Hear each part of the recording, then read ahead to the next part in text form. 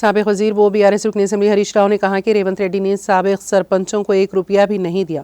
उन्होंने कहा कि मरकजी हुकूमत की जानिब से NREGA से 1200 करोड़ रुपए, 15वीं मालियाती कमीशन से 300 करोड़ रुपए और नेशनल हेल्थ मिशन से 500 करोड़ रुपए आए हैं। इसके बावजूद रेवंत रेड्डी रकम दिए बगैर और मरकजी रकम को मुंतकिल कर रही हैं।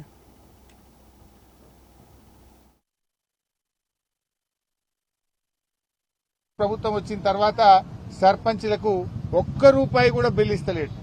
కేంద్ర ప్రభుత్వం నుంచి NREGS లో 1200 కోట్లు వచ్చినాయి. అవి కూడా 6 నెలల నుంచి విడుదల చేస్తలేడు.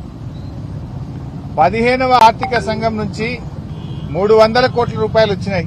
అవి కూడా సర్పంచ్లకు రిలీజ్ చేస్తలేరు. నేషనల్ హెల్త్ మిషన్ నుంచి 500 కోట్లు వచ్చాయి.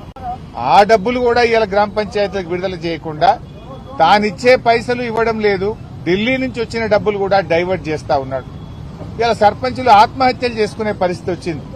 ముఖ్యమంత్రి గారు అంత బిజీ ఉన్నారు. సర్పంచుల సంఘం అధ్యక్షుడు కూడా ఇక్కడ అరెస్ట్ అయి మాతో పాటు ఉన్నాడు. వాళ్ళని పిలిచి చర్చించేంత సమయం పంచాయతీరాజ్ మంత్రికో ముఖ్యమంత్రి గారికి లేదా అని నేను అడుగుతా ఉన్నా. నువ్వు ఆ రోజు ఎల్బీ స్టేడియంలో ఏం మాట్లాడినావు? 7వ గ్యారంటీగా ప్రజాస్వామ్యం అనే హక్కు మీకు కల్పిస్తున్నా అన్నావు. ఎక్కడ పోయింది ప్రజాస్వామ్యం? ఈ రాష్ట్రంలో నియంతృత్వం రాజ్యం ఏలుతున్నది.